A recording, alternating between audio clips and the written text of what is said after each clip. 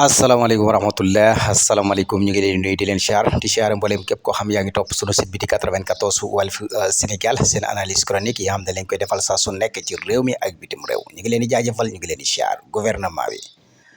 Bassirou Diomaye Faye ak Ousmane Sonko le premier ministre ak gouvernement bi daje woon ñii de dafa mel ni dégg nañ Sénégalais yi 2050 programme boobu la ñu soxla de Sénégalais yi nga xam dañoo bëgg seen réew dem daal. voilà programme boobu la ñu soxla maa la wax li 2050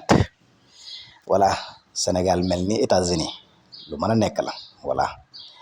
nga xam ne yu bari dañ leen koy nettali ñu naan est-ce que amoon na fi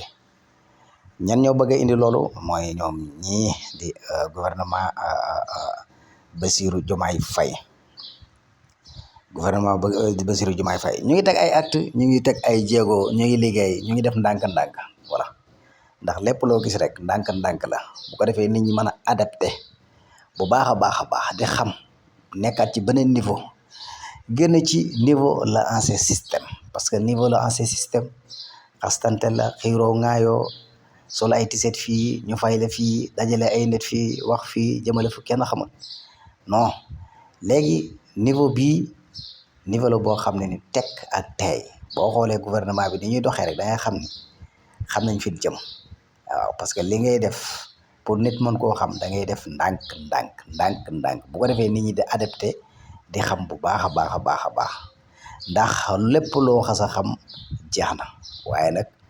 di waaxu nit ñi di wax di dajale di lebi di indi di def lu nekk daanaka li ngay wax wala li ngay def dara bokk ceeg la wala lay am loolu moom soxlawuñ ko ñii nag li ñuy def day leer nañ ci bopp nit ñi ba mel ni midi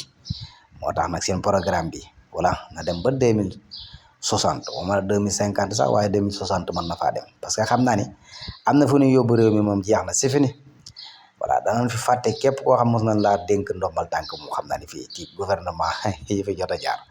ñii bu ñu paree ci Sénégal képp ku ñu fa mos a dénk ndombal tànk ci ancien régime yi fi jaar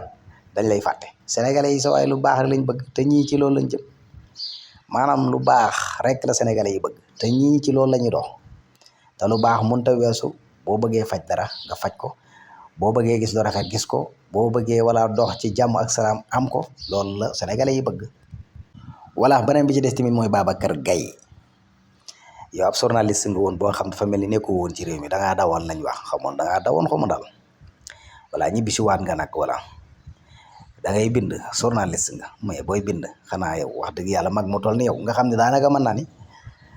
sa benn tànk nga. barsàq sa beneen tànk baa ngi fii ci àdduna li tax ma wax loolu mooy mag nga doo xale te mag moom am na âge bu muy toll yu baree waratu cee dugg ndax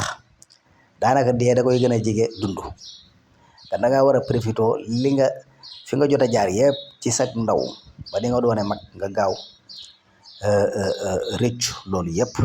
waaye gis na da nga yor benn genre sasal xawma sasa ngay tox mooy sasa yooyu nga xam ne xale yu ndaw yi ñoo koy def te sasa sax daa baaxul yow nga war a nekk mag moo xam ne ni bon exemple nga war a joxe waaye ñu gis la yow ak sa bijjaaw nga yorub sasa ba pare de waxatuñ dara ngay tuumaal ay nit rek di bind voilà xam nga Abass Fall moom voilà moom nekkul fayda voilà comme tuumaal nga ko loo xam ne voilà moom mu def porte plainte moom du fi nekk di dem ci télé yi ci plateau yi di wedd de déedéet loolu day gudd ndax ñooñu loolu daf leen di tardeel dañoo nekk ci liggéey moom kay na porte plainte rek ngeen daje foofa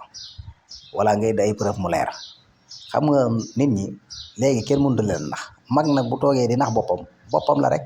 léegi nag li ci des mooy man li ma lay conseil xam naa ne yaa ma mag fuuf mat nga ma bàyyi waaye nag dama ne am na âge yoo xam boo ca tolloo am na yoo xam ne ni warutoo koo def li ci des mooy jéemal na wuti jàkka ja kër ga parce que loolu moo des ndax àdduna dara yàggut mag moom boo xasee dem ci 80 ans rek voilà wala 79 ans rek si fi ne demal nga jaamu ji yàlla te bàyyi lépp àdduna te fas yéene voilà dabu ji say rëccir cegee ci aju voilà parce que wax dëgg fa yàlla nekk mag ba pare gàdd ab sasa voilà ñu naan kii xam nga loolu wax dëgg fa yàlla rafetu daal voilà nañu bàyyi xel bu baax a baax suñu borom tamit voilà